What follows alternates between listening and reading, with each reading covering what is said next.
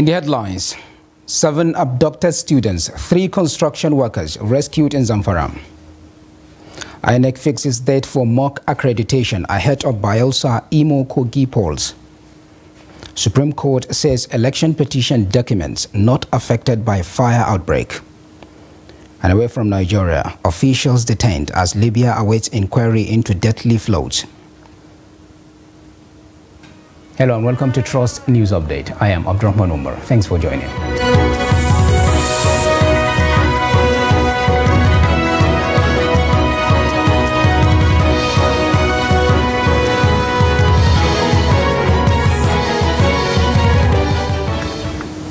And now we begin.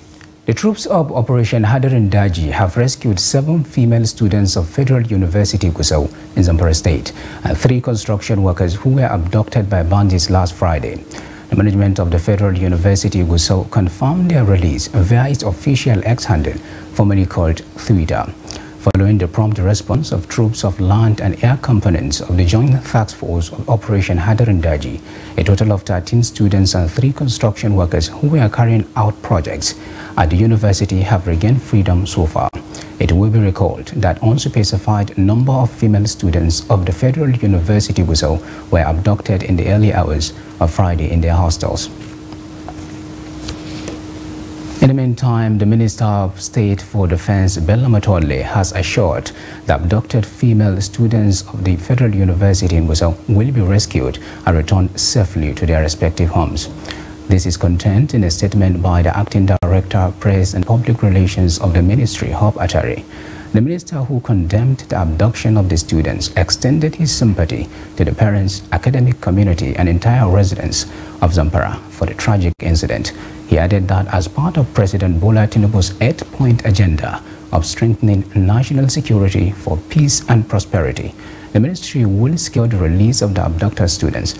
Matole said the air and ground components of the military have already been massively deployed within Zamfara, as every measure will be taken to protect the lives and property of all Nigerians. He further assured the residents of the state of the federal government's commitment to providing security for lives and property of all her citizens. Now, Governor of Katsina State, Dukwarada, has commended the police, military and members of vigilante group for foiling a kidnap attempt in Malumfashi local government area.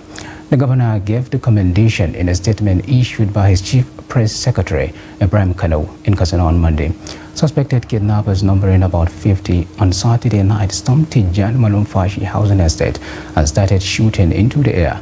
Rather, further underscored the need for security agencies in the country to regularly conduct joint operations to tackle insurgents, bandits and other criminal elements holding the country to ransom.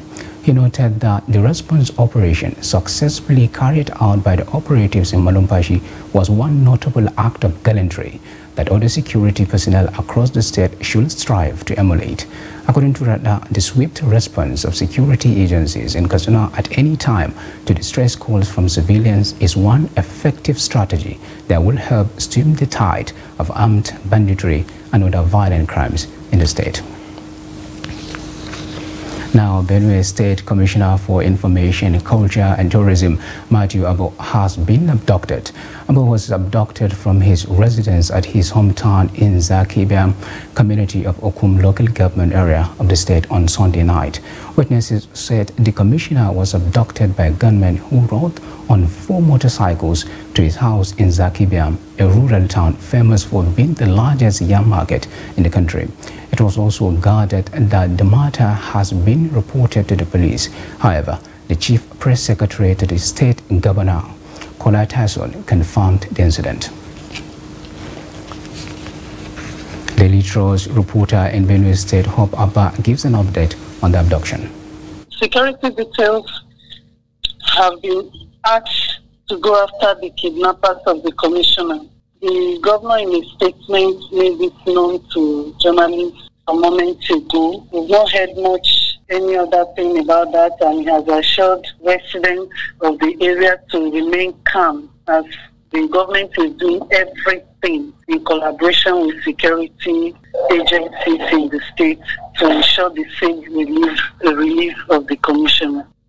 Well, before now, there has been the operation of a special squad of Operation West Stroke going on in the area, and it has lasted. The operations in that area has lasted for some years now. And in fact, very recently, the soldiers around the vicinities and other security men have been clamping down on most of the suspected criminals in the area. But however, there have been issues of killing still going on in the area simultaneously, especially in Nkum,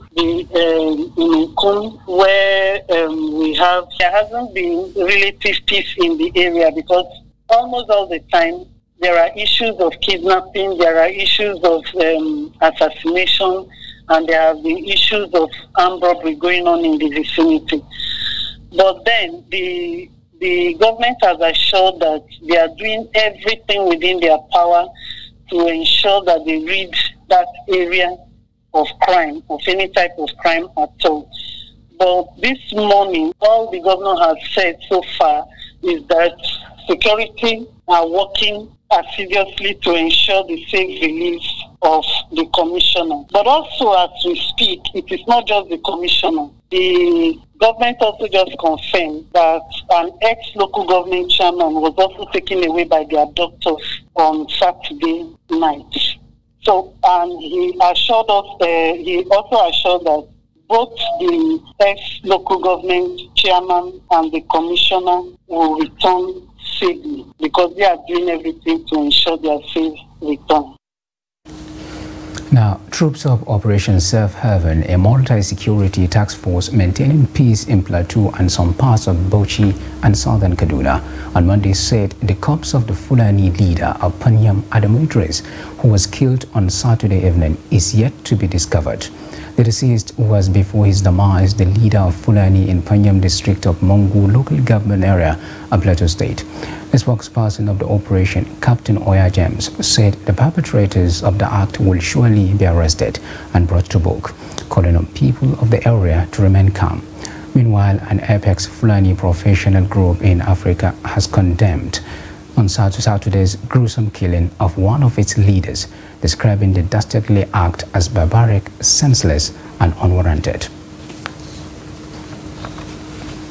Now, the Independent National Electoral Commission (INEC) is set to conduct a mock accreditation for the forthcoming governorship elections in Bayelsa, Imo, and Kogi states. A statement by INEC National Commissioner and Chairman Information and Voter Education Committee, Sam Olumekun, said the test run will take place simultaneously in the three states on Saturday, 14th October 2023, from 8:30 a.m. to 2:30 p.m. The Commission explained that the mock accreditation will be conducted using the bimodal voter accreditation system, BVAS, and upload of polling unit results to the INEC Result Viewing Portal, IREF.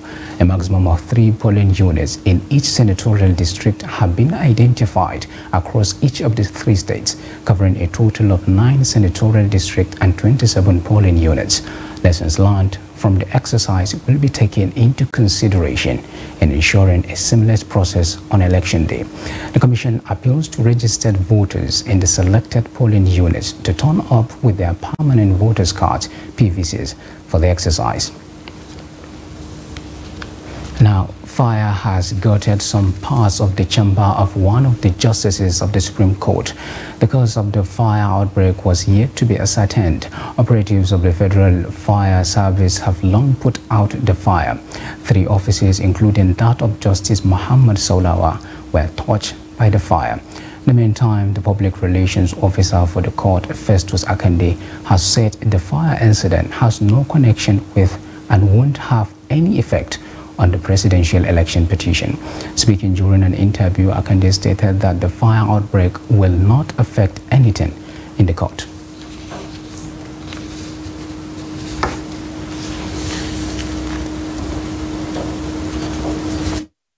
Okay.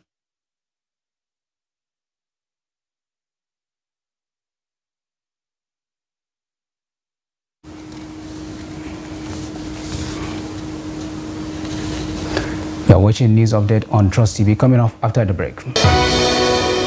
We take a look at what incentives Gum Arabic producers need to boost production. Details of this and more after the break. Please stay with us.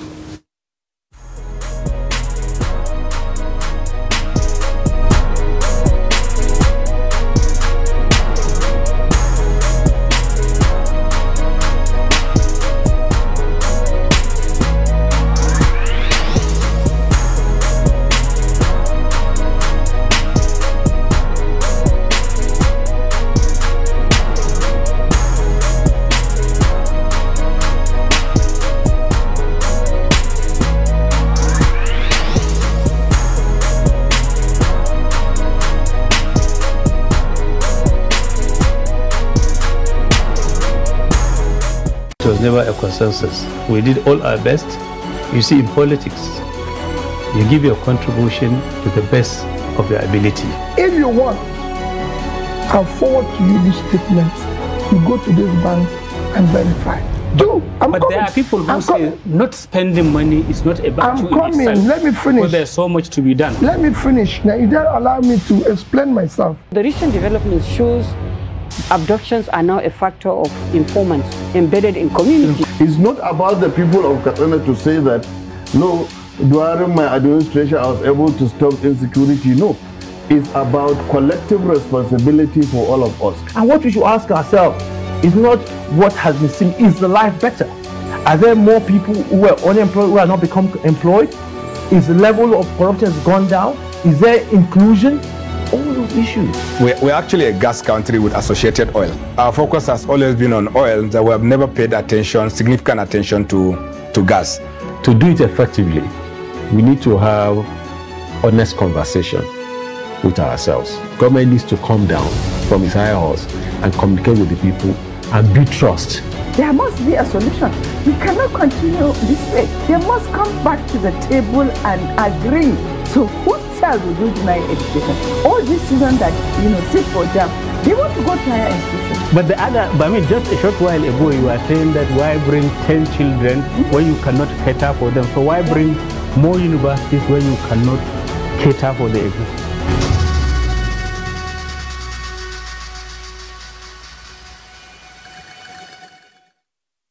Sounds like you're disappointed with the current lot. We are outside me and you, regardless, we could have done better. That you don't have to sacrifice your conviction.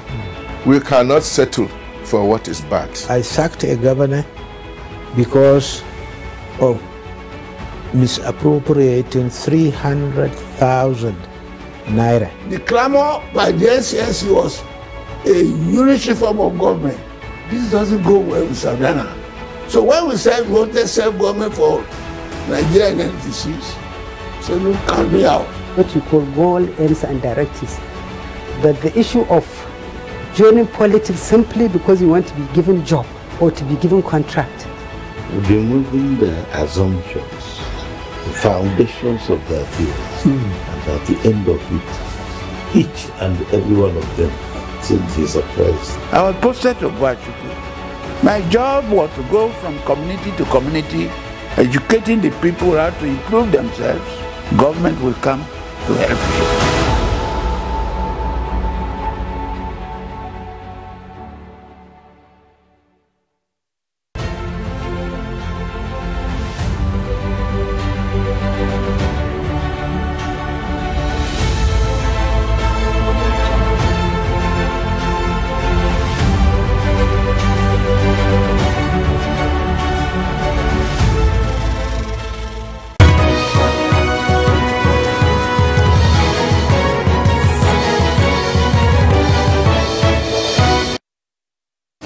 Welcome back. If you are just joining us, this is the news update on Trust TV, and here is a recap of some of our top stories. 7 abducted students, 3 construction workers rescued in Zamfara. And INEC fixes date for mock accreditation ahead of Bayelsa, Imo, Kogi polls. And now to more news. The federal government has failed to meet up with its June 30, 2023 deadline for the completion of the Kano-Kaduna Rail Line project, which is expected to expand the northwest extension of Abuja-Kaduna Railway. The project, which was flagged up by the immediate past administration of Muhammadu Buhari in July 2021 and commenced on April 14, 2022, has faced delays, with sources saying it may linger till 2024. Salim Umar Ibrahim, who was at the project site, now reports. Flagged up by the immediate past administration of Muhammadu Buhari in July 2021 and commenced on April 14, 2022, the project has faced delays, with sources saying the project may linger till 2024. However, findings reveal that the project has faced delays caused by security challenges along the axis, while the impact of removal of fuel subsidy had led to the withdrawal of vehicles used in the project in May, according to sources. With a length of 200.11 kilometers and an expected speed limit of 150 kilometers per hour, according to the project profile, the modern railway project is being constructed by the Chinese company China Civil Engineering Construction Corporation Limited at the cost of $1.2 billion. The project is being executed purposely to facilitate expansion of the northwest extension of Abuja-Kaduna Railway and strengthen the link between the cities and other areas, while expected to promote the export of agricultural products and other mineral resources, as well as facilitate the mass movement of passengers, particularly middle-class income earners. While concerned authorities cannot be reached, experts have expressed optimism but said the fate of such a project may hang in the balance due to the change of government. It's a very, very vital, very important transport project for carrying of both passenger and industrial goods, which is sine qua non to the development of any nation, and in Nigeria in particular.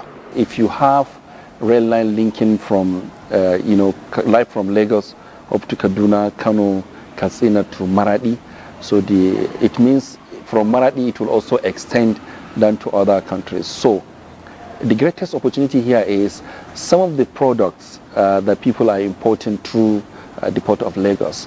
They can now see, maybe in the near future, begin to see the opportunity and even cost effectiveness for bringing it through the other countries, of the African, especially North Africa. Our railway project is very important to economic development.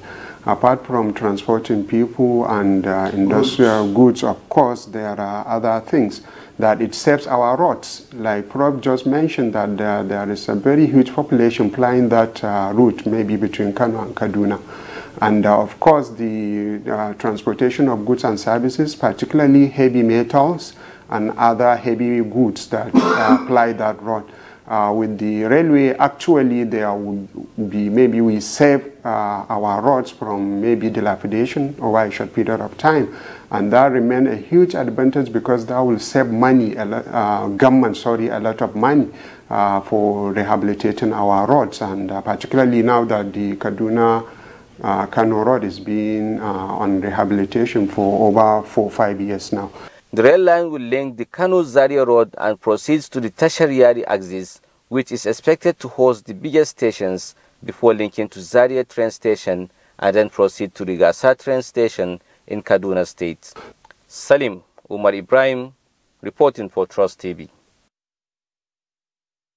Reactions have continued to trail decisions by Gombe State government to enforce ban on gala nights clubs in the capital, Gombe. A security analyst says the move is a good step in the right direction towards improving the security situation in the state, while a criminologist in the Gombe State University is in the view that more stringent measures must be implemented to address immoral behaviors being propagated at the gala night centers. Ibrahim Ismail has more. Concerned with the level of immoral behavior at the nightclubs in Gombe, the government had earlier demolished 5 centers which have become hotspots of women's exploitation. 100 people were arrested in one of the security raids conducted in collaboration with the Nigeria Security and Civil Defense Corps, NSCDC. Centers violate the principles of religious morality, violate the principles of public morality. So in a general sense, trying to marry these together, we can say that it is some acts, that group of young persons that are indulging in this kind of acts that contravene or that go contrary to the expectation of the larger members of the society, or that violate the expectation of adults and elders of the society, which to a larger extent, if we are to look at it in line with your question, we can say that this will further accumulate into a very serious problem in the upbringing of the younger persons.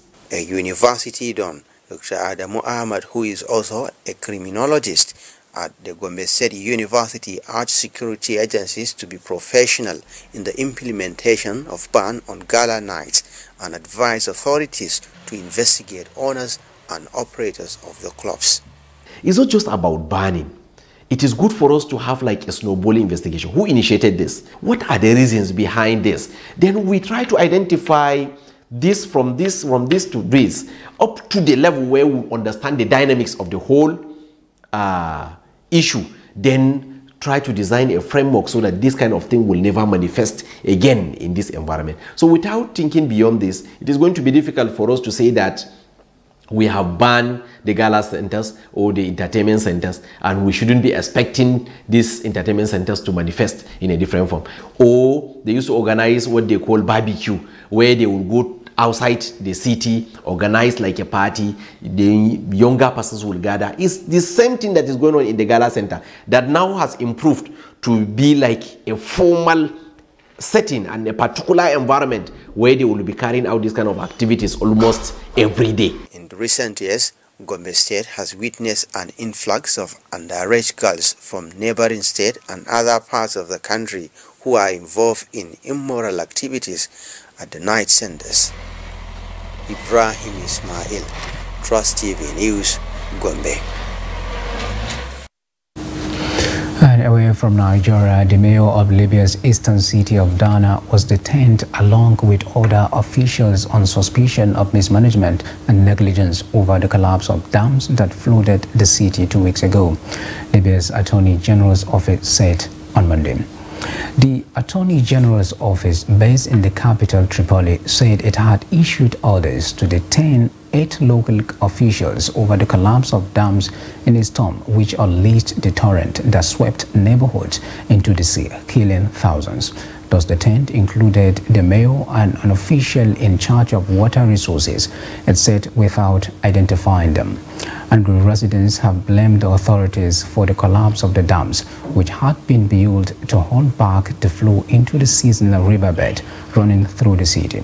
A 2007 contract to repair the dams was never completed amid civil war that began with the NATO-backed uprising that toppled Muammar Gaddafi in 2011.